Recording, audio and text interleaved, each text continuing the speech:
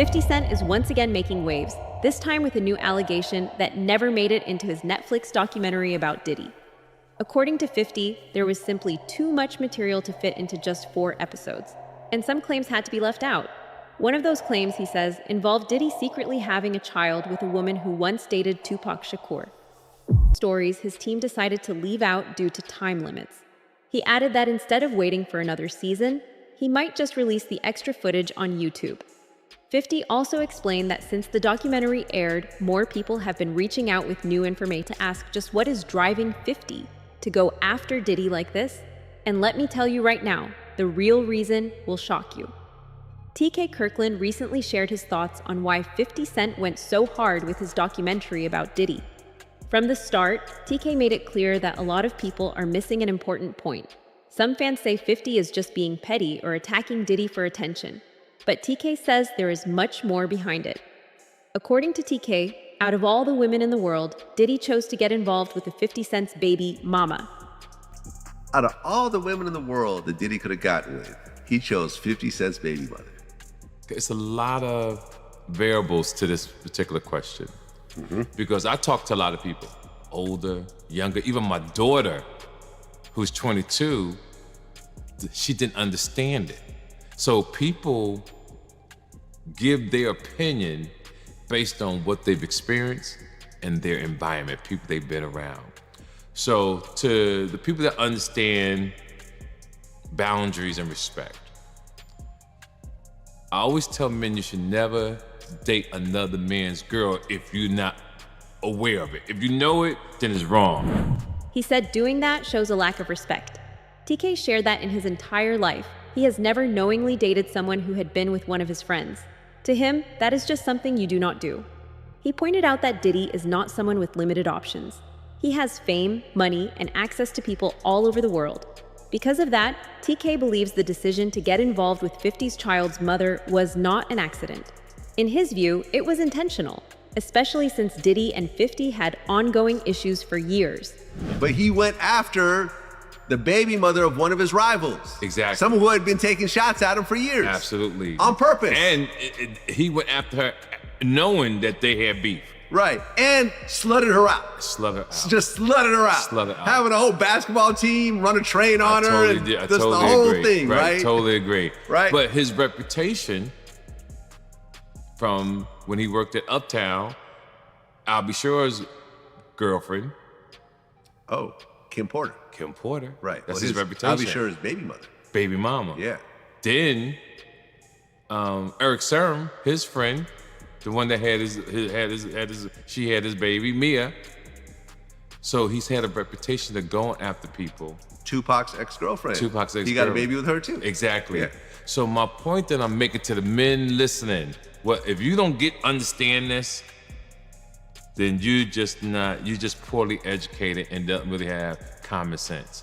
It's a no-no. There's no way I would go after Vlad's ex-girlfriend. Right. I'm so loyal that if I met a woman and she said, oh yeah, I used to date Vlad. Oh, I can't with you, baby. Right. I wouldn't even put excuse my language, because that's how I move. Other people don't move like that, but you see me in Paris, you see me all over the world. Why would I want to do that to mess up a relationship? Now, while 50 Cent's documentary has been getting a lot of attention and praise, not everyone sees it as a complete win for him. Gene Deal has come forward with serious complaints, saying parts of the documentary were not original and that his ideas were taken without credit. I seen an interview about, he said that he had, a lot of footage had to be down, the documentary had to be downsized. You understand? I don't really believe that, because a documentary is a documentary.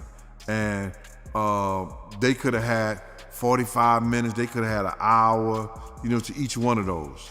You understand? They left out certain things. He said they even left out the one about Sarah Chapman. You understand? And for whatever reason, he probably left out a lot of other different stars too. Situations that they could have spoke about. You understand? I have a problem with the documentary, and I'm just gonna let you know that the reason I have a problem with the documentary is that they know that they took my idea. You understand? They know that when I came to them, I laid out what they should do and how the documentary should be. You understand? She could say whatever she want to say. I talked to those producers before I even talked to her. They wanted to know what I had, what I was bringing, my pictures, all that stuff like that. And I told them about me, Tim, and Kirk. You understand what I'm saying? And how it would go. They did the same thing. This ain't the first time they stole from me, man. You know, if you look at the Notorious Big, if you watch the Notorious Big, that part about the shoes, I had that in my book. And I was talking to K.O. Copeland. He was one of the writers of that movie. And I told him about when I let Big use my shoes at Soul Train Award. You had this old flunky ass dude, Mike B, get on Angie Martinez's show and talk about, yo, Big, he wore mixed max shoes and he went out there and performed. When you go look at the film, when you go look at Big performing that on that show, ain't nothing mixed match about them shoes. There was $800 Maury's, size 14D. Big wore a 14E. E means that his shoes is a little wider than mine. He struggled, but he put them on and he went out there and performed. Those was my Gators that he had on. You understand? They did a little skit trying to disrespect me in the movie, you understand? And they said something about, oh, we got this from Big Sexy. He also talked about rumors that 50 may release more content online in the future. Gene believes that if more footage comes out, Diddy will not be able to stop it. In his opinion, if the documentary could have been shut down, it would have already happened. He said that shows how much power Diddy still has, or no longer has, behind the scenes. That documentary, and if 50 do another one, and I heard he's gonna put it on YouTube or do whatever he's gonna do, Puff ain't gonna have nothing to do with that. Puff ain't gonna have nothing to do to try to stop that because he can't. Because if he could stop it, it would have been stopped. You know why he can't stop it? Because Puff know people right there at Netflix. Don't think he don't. And I don't know if this guy still worked for them, but he was part of the Flavor Unit, Shaquem. He was part of the Flavor Unit. He was good friends, he was cool with Puff and them. Flavor Unit and them, Queen Latifah and them, they was cool with Puff. If Puff would have sent a cease and desist over there and they could do it and he had the power and they wasn't right, they would have been done it. You see it's still rolling, right? It's still going on, right? He ain't got that power no more. You understand? Now, could he sue them because they used his likeness or used them and stuff like that? I don't know. I'm not that versed in they using him. You understand? If they could steal your whole damn idea, your whole damn idea, why can't they steal your whole damn intellectual property? That's what they do. Gene also talked about how Diddy had this weird complex about Tupac and how it dictated almost everything in his life. I did see the interview that 50 did with Sherry, and he was talking about he didn't release the video about Puff having a kid by Kim Porter's friend, Sarah Chapman. Now, we all know that she used to date Tupac. You understand? So either he got her because he wanted some remnants of Tupac. We don't know. But it seemed like every dude that he had some kind of disdain, dislike, or that he idolized in a sense, he wanted their girl. Or he wanted to be a part of their girl. I don't know why. Yo, bro, this dude was, I don't know if he was in love or in hate for Tupac. He wanted to be an actor. He auditioned I think he auditioned for Juice. But Pac beat him out for that Bishop thing. You understand what I'm saying? He wanted to be a part of that. Just go, and not so many years ago, when Puff started getting into that drugs and started using drug stuff, he started revamping some of Tupac's speeches. And if you think I'm lying, go look at the Grammy speech he did. Go look at a couple of speeches he did. It was the same exact words Tupac had said. That he was gonna start this whole revolutionary of our people. That's Tupac. Black Lives Matter, the Black Liberation Movement, that was Pac. The Black Liberation Movement. Black Lives Matter? Come on, bro. This dude, everybody know that he had some kind of, I don't want to say disdain taste, but he had some kind of, I don't, jealousy of Tupac, bro. He had this jealousy of Tupac. However, this documentary isn't completely honest. You see, one thing that stood out to many viewers was how little the documentary said about Kim Porter. She was Diddy's longtime partner and the mother of his children. She passed away suddenly in 2018 at just 47 years old. The official cause was pneumonia, but many people believe Diddy was responsible for her death. Kim was around Diddy for years. I need to know, do you think that Diddy Kim Porter? Absolutely. Why? Because of all the videotapes, because of the book, because of all the people she gave copies of her book to, or at least chapters, because of everything that she had on him, because of the tape that she used to blackmail him into a relationship and into a raise of him being sodomized by Andre Harrell. And I am not saying that allegedly, because I heard her and Kim Noor talking about it in the booth of the bathroom while snorting cane at the Kit Kat Club. She saw his personal life, his business moves, and everything happening behind closed doors. Yet the documentary barely touched her story. According to multiple sources, the project avoided her story on purpose.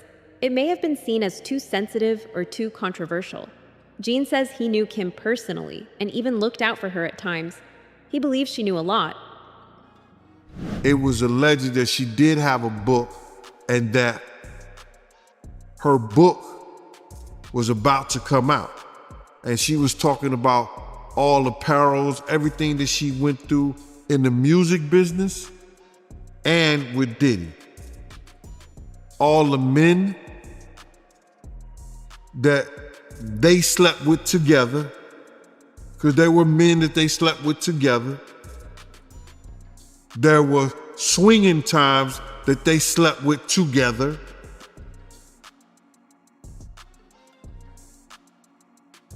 I don't know, man. How do you put your girl through some shit like that? Or how you look at your girl and knowing that she's in another dude? What kind of demonic mind you have to be that far gone where that shit don't bother you? And got rid of them.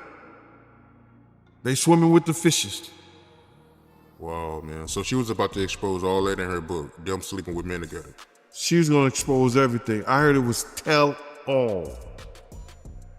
Yeah, that's crazy, man. Just curious, right? Did you know that Diddy and Kim had that type of relationship back then in real time? Yeah.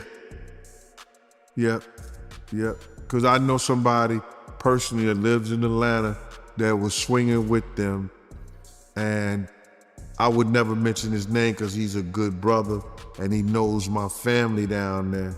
You know, he knows my family down there, and I would never, put his name out there like that. He's been in the music business. He done put a lot of groups, A-listed groups out there, especially A-listed groups from Atlanta. But none of that information made it into the documentary. They showed a few photos of her, mentioned she was the mother of Diddy's children, and then moved on. For someone who played such a major role in his life, that silence raised questions. Mark Curry has also shared a very disturbing story involving Kim Porter and Diddy. He said Diddy had ways of monitoring her private conversations and would get angry when he heard things he did not like. Mark recalled a moment when Diddy became furious after hearing about a phone conversation Kim had with producer Shakir Stewart. According to Mark, Diddy later confronted Shakir at a party and attacked him with a chair. It was the other day they just did a whole thing with the girl that he was dating was the one that was putting the wiretaps and all of that out. It was a clear case. She came, hey, I was the one who was doing the wiretaping and all of this, right? The tapping. So I knew about this before she came out and said that she was the one that was doing it. I was sitting there like, damn, he know everything she doing. He know her conversation. I'm sitting there like when I'm sitting there right there next to him when I'm hearing them saying, this is what Shakira Stewart was saying to Kim Porter on the phone that made him mad. That made him so mad at Shakira Stewart when he went to L.A. Reid party, hit him with the chair. You don't think if he hit a man with a chair for dating this girl, you know, they gonna have a fight at home too. You know what I mean? That's why, you know, they say he busts her nose up on the boat.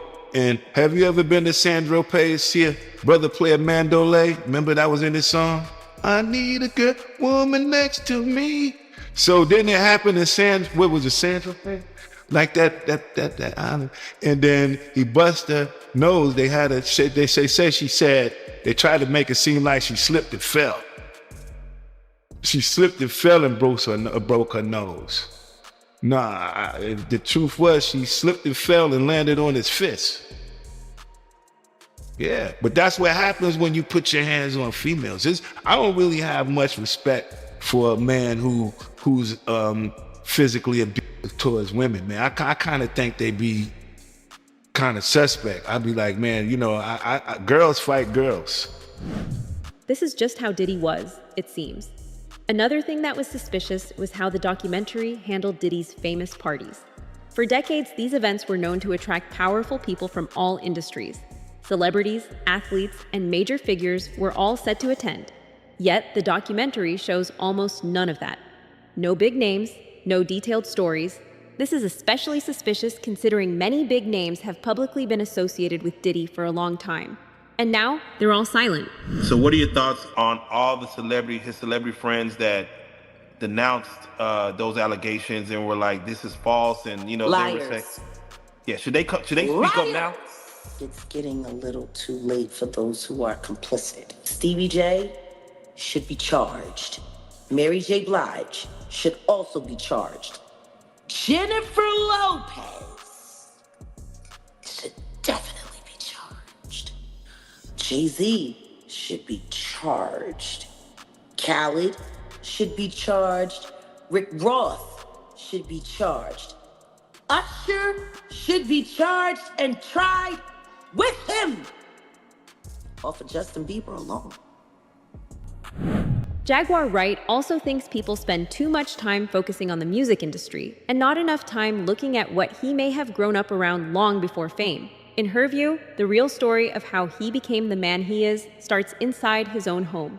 She revealed what Diddy may have seen as a child while his mother was busy living her own life and having people in and out of the house. Jaguar says there were often strangers around, and that kind of environment can leave a lasting mark on a young kid. She believes he may have been harmed or affected early on, long before the industry ever got involved. God knows what he saw and what happened to him in his own mama house. All of those strangers, them up involved, looking around, seeing what was going on. And let's just be clear, it sounds like her house was a house of, you know, professional freak-offs. So who knows what he saw or what could have happened to him while she was busy entertaining people and pouring and getting tips, as she would say, for her after-hour life. Oh yeah. He was. I'm gonna say he was surprised to hear that. School bus driver. No, was he surprised or was he like, zip it, you talking too much? Because that's what it looked like to me. It looked like you talking a little bit too much. They don't need to know about that. While she was sitting up there, because I was a bus driver and I was this, and I worked at the after hours. And I would pour them drinks and they would give me big tips. Jaguar talked about how Diddy himself has brought up feeling proud when he learned his father had a reputation as a hustler. She says that reaction says a lot. In Sean's own words, in Diddy's own words, he had said he had a sigh of relief learning that he was the son of a hustler or a gangster. Like he wanted that status. He wanted to say that he was a sigh of relief is a wild thing to say. That your daddy was a gangster or a hustler, or that's what you heard that he was. Well, I mean, like Tim said, they had a bunch of blaxploitation movies being played around the house all the time. They grew up with the Mac playing. They grew up with Superfly playing. Like, I mean, if that's what you got going on, you got two women in the house and there's no men around, and these are what the little boys are watching. You got basketball players coming over late at night. You got hustlers coming over, PIMPs coming over, women who look like they were modeling for Jet Magazine coming over. Like, it sounds like the nature of the environment is what shaped their perception of what cool was. So yeah, I mean, I'm sure for him it was, oh man, that's who my dad was. So I'm sure for him, it made him feel good because all of that stuff that he was watching, he really came from that. That was really his legacy. And yeah, I'm sure for him it felt good to know that his dad was this big hustler who turned out to be a snitch, who got his brains removed from his head in a very, very, very unpleasant manner. She connects that mindset to the way hip-hop culture later celebrated similar characters. Even rap names and personas were often pulled from old movie characters that represented power, fear, and respect. Jaguar believes Diddy didn't just admire that image, he felt connected to it because it matched what he grew up around. She also brings up Diddy's relationship with his mother, calling it strange and uncomfortable for an extremely eerie reason. For the situation where they say he was trying to shape Misa into his mother, can you see that? Like, yeah, with the blonde hair and yeah, and all of that. I mean, somebody really asked a question: what kind of man puts his hands on his mother? The same kind of man that parties with his mom, the same kind of man who kisses his mom in the mouth, the same kind of man who seems to have accurate knowledge that his elderly mother can put both of her hands, her palms, on the floor and while she's standing up, bent over. Oh damn, I ain't seen that one. Oh. You never seen the Instagram video where he was talking about how his mom is still young and spry and how she still liked to party and how they was getting a IV drip? Oh.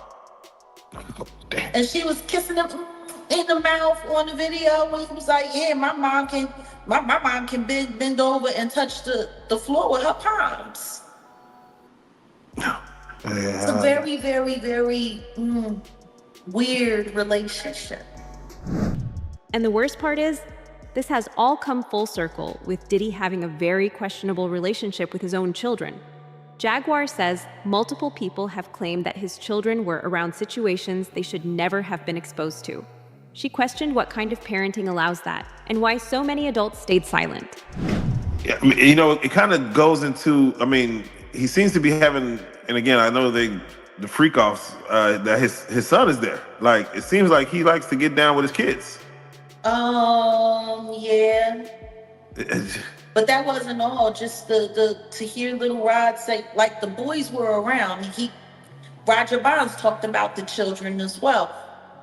What kind of parenting relationship is that? But then again, that goes back to the conversation of Lori Harvey, Steve Harvey's daughter. It was all known that she was spotted in them streets with Justin, and then she was spotted in them streets with Diddy, and they all tried to sit there and pretend like that wasn't what it was. Like, I don't know if anybody has not noticed, but ever since Diddy got pinched, they've all been trying to pretend like all of the stuff that we've seen that happened, that they was all involved in, didn't happen. If Lori Harvey was hanging out, and it's kind of weird, like the whole relationship with Justin looks weird. He looks like mini-me. with Dr. Evil. It's weird. Like, why are there people? Why is there sexual behavior going on? And why are people naked in front of their kids, G? Doing all kinds of stuff. And meanwhile, Misa's running around making comments about how she don't like the way that Eric Sermon was depicting her in the documentary. You don't like the way you're being talked about in the documentary. You don't like the fact that, because see, it wasn't Gene Deal, because Gene Deal said he wasn't there, and thank God that he was able to admit that. Kirk Burrows did say that he was there and present when Diddy was beating the brakes off Misa and putting the feet to her up underneath the car well. What other allegations do you think could be included in the second wave of footage 50 Cent will release? Let us know in the comments below.